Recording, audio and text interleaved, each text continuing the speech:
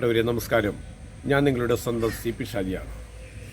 പാതിരാമണലും വേമ്പനാട് കായലും ടൂറിസവും ആഘോഷങ്ങളും ഒഹമ ഒന്നാകെ ആ പാതിരാമണലിൻ്റെ സൗന്ദര്യത്തെ നുകർന്നുകൊണ്ട് ആയിരക്കണക്കിന് പ്രിയപ്പെട്ടവർ ലോകത്തിൻ്റെ എല്ലാ ഭാഗങ്ങളിൽ നിന്നുമായി എത്തിച്ചേർന്നുകൊണ്ടിരിക്കുമ്പോൾ പാതിരാമണൽ എന്ന സുന്ദരിയായ ആ പ്രകൃതി രമണീയമായ പച്ചപ്പട്ടുടുത്ത് നിൽക്കുന്ന പാതിരാമണലിനെക്കുറിച്ച് ആദ്യമായി ഒരു സാഹിത്യ രചന എഴുതിയ ഒരാൾ മുഹമ്മയിലുണ്ട്. 1994 പാതിരാമണൽ എന്ന ആ പാതിരാമണലിൽ ജീവിച്ചവരെയും കരയിലുള്ളവരെയും എല്ലാം സമന്വയിപ്പിച്ചുകൊണ്ട് ഒരു മനോഹരമായ നോവൽ എഴുതിയ പ്രിയപ്പെട്ട ഒരാൾ. ആ നോവൽ മാത്രമല്ല, ഏതാണ്ട് 100-ലധികം കുട്ടിക്കഥകളും 50-ലധികം ചെറുകഥകളും 5-ലധികം നോവലുകളും എഴുതി ഒരു കാലഘട്ടത്തിൽ മലയാള മാധ്യമ രംഗത്ത് സാഹിത്യ രംഗത്ത് തിളങ്ങി നിന്നൊരു എഴുത്തുകാരൻ, ഒഹമയിലെ ഏറ്റവും വലിയ എഴുത്തുകാരനെന്ന് ഞാൻ പറയും. അതേപോലെ തന്നെ ഏതാണ്ട് 41 വർഷം മൊഹമ്മ ആശുപത്രിക്ക് കിഴക്കുവശം mini arts and science college എന്ന സമാന്തര വിദ്യാഭ്യാസ രംഗത്ത് മികച്ച പ്രവർത്തനം കാഴ്ചവെച്ച മിനി കോളേജിൻ്റെ പ്രിൻസിപ്പൽ, നമ്മളുടെ എല്ലാം സ്വന്തം ശ്രീ ശശി സാർ, മൊഹമ്മ ശശിധരൻ. അദ്ദേഹത്തെക്കുറിച്ച് പറയാതെ കടന്നു പോകാൻ ഒരു സാഹിത്യ മേഖലയിലും ഒരിക്കലും സാധ്യമല്ല.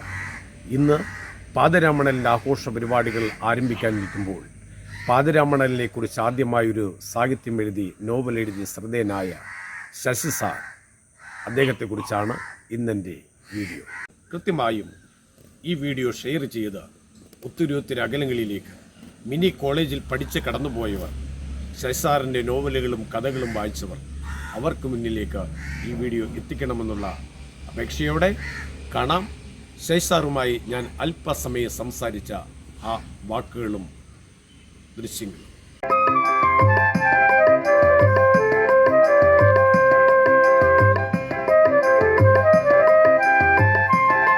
പാതിരാമണലേ ഒരു പ്രാദേശികമായ ഒരു വിഷയത്തെ അടിസ്ഥാനപ്പെടുത്തിയല്ല. പാതിരാമണലിലെ ഒരു പ്രത്യേക പാതയിലൂടെ നീങ്ങുന്ന സ്ഥലമാണ്. പക്ഷേ മനോഹരമായ സ്ഥലമാണ്. ഒരുപാട് ജൈവ വൈവിധ്യങ്ങളൊക്കെ ഉള്ള സ്ഥലമാണ്. പലതവണ നമുക്ക് പോകാൻ അവസരം ഉണ്ടായിട്ടുണ്ട് അവിടെ. അപ്പോഴൊക്കെ മനസ്സിലിത് കിടക്കുകയായിരുന്നു. അപ്പോൾ അതുമായിട്ട് ബന്ധപ്പെടുത്തിയൊരു നോവൽ എഴുതണം, ഒരു കഥ എഴുതണം എന്നൊക്കെ താല്പര്യം ഉണ്ടായിരുന്നു. അങ്ങനെയാണ് ഇത് എഴുതിയത്. പിന്നെ ഈ ഇതിപ്പോൾ 94 കഷ്ടപ്പെടുത്തിയതാണ്. സൗന്ദര്യഭാഗം മാത്രമല്ല, താമസക്കാരുണ്ടായിരുന്നില്ല. ഒരു 13 വീട്ടുകാരുടെ താമസം ഉണ്ടായിരുന്നു. അപ്പോൾ അവരുമായിട്ട് ബന്ധപ്പെടുത്തിക്കൊണ്ട് അവിടെയും നമ്മുടെ കരയിലായിട്ട് ബന്ധപ്പെടുത്തിക്കൊണ്ട് ഒരു കഥ എഴുതണമെന്ന് ആഗ്രഹം ഉണ്ടായിരുന്നു. അങ്ങനെ എഴുതിയാണ്. പിന്നെ ആരും ഇതിനു മുമ്പ് ആരും തയ്യാറായിട്ട് വന്നിട്ടുമില്ല. ആദ്യമായിട്ട് നമ്മളാണത് ചെയ്തത്. 8 മുതൽ 10 വരെ പണിച്ചുടങ്ങര ഹൈസ്കൂളിലാണ്, ദേവസ്വത്തിൻ്റെ വക ഹൈസ്കൂളിലാണ് പഠനം പൂർത്തിവെച്ചത്. അവിടെ പഠിക്കുന്ന സമയത്ത് അതിൻ്റെ അവസാന വർഷം അവരൊരു സപ്ലിമെൻ്റ് ഇറക്കിയായിരുന്നു. ഒരു വാർഷിക പതിപ്പ് എഴുതി. അതിൽ ഒരു കഥ എഴുതി. ആദ്യമായി പ്രസിദ്ധപ്പെടുത്തിയ കഥ അതാണ്. അച്ചടി മഷൂരുണ്ടത് ആ കഥയാണ്. പിന്നീട് SM കോളേജിൽ വന്നപ്പോൾ GN നായർ എന്നൊരാളെ പരിചയപ്പെട്ടു. പുള്ളി ഇറക്കിയ ചിന്തിക്കുന്ന വിദ്യാർത്ഥി എന്ന പേരിൽ ഒരു മാസിക ഇറക്കി. അതിൻ്റെ അകത്ത് കുറേ കഥകളൊക്കെ എഴുതി. കോളേജിൽ പഠിക്കുന്ന സമയത്ത് കഥാമത്സരങ്ങളിലൊക്കെ എല്ലാ വർഷവും ഞാനായിരുന്നു 1ാം സ്ഥാനത്ത്. കൂടാതെ Kerala Christian writers fellowship Kochi നടത്തിയ ചെറുകഥാ മത്സരത്തിലും എനിക്ക് 1ാം സമ്മാനം കിട്ടി.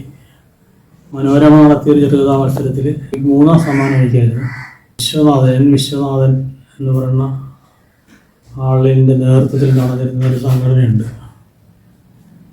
അവർ നടത്തിയ ചെറുകഥാ മത്സരത്തിൽ 1ാം സമ്മാനം എനിക്കായിരുന്നു. നമ്മൾ കഥാരംഗത്ത് തന്നെ കുറച്ച് 20 കഥകൾ എഴുതി. 100ഓളം ചെറുകഥകൾ വിവിധ പ്രസിദ്ധീകരണങ്ങളിലായി വന്നിട്ടുണ്ട്. കുട്ടികളുടെ കഥകൾ 29ഓളം ഉണ്ട്. കുട്ടികൾക്ക് വേണ്ടിയുള്ള നോവലും എഴുതിയിട്ടുണ്ട്. 2-3 5ഓളം നോവലുകൾ. അതിൽ ആദ്യത്തെ നോവലെന്ന് പറയുന്നത് ചൂടുകൾ അളന്ന് മരണത്തെ സ്വയം വരിച്ച രാജാവ് എന്ന അതാണ് 1971 വീക്ഷണത്തിൻ്റെ വാർഷിക പതിപ്പിൽ പൂർണ്ണമായിട്ടും പ്രസിദ്ധപ്പെടുത്തിയിട്ടുണ്ട്. അതിനുശേഷം പാതിരാമണൻ, പിന്നീട് ആദ്യം നമ്മുടെ വിവാഹം,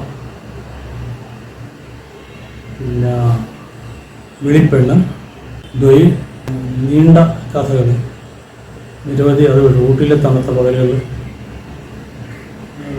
നീണ്ട കഥയും എഴുതിയിട്ടുണ്ട്. കുട്ടികളുടെ പ്രസിദ്ധീകരണത്തിൽ നിരവധി കഥകൾ എഴുതിയിട്ടുണ്ട്. ബാലമംഗളം, കുട്ടികളുടെ ദീപിക തുടങ്ങിയ പ്രസിദ്ധീകരണങ്ങളിലാണ് ഇത്തരം കഥകൾ എഴുതിയിട്ടുള്ളത്.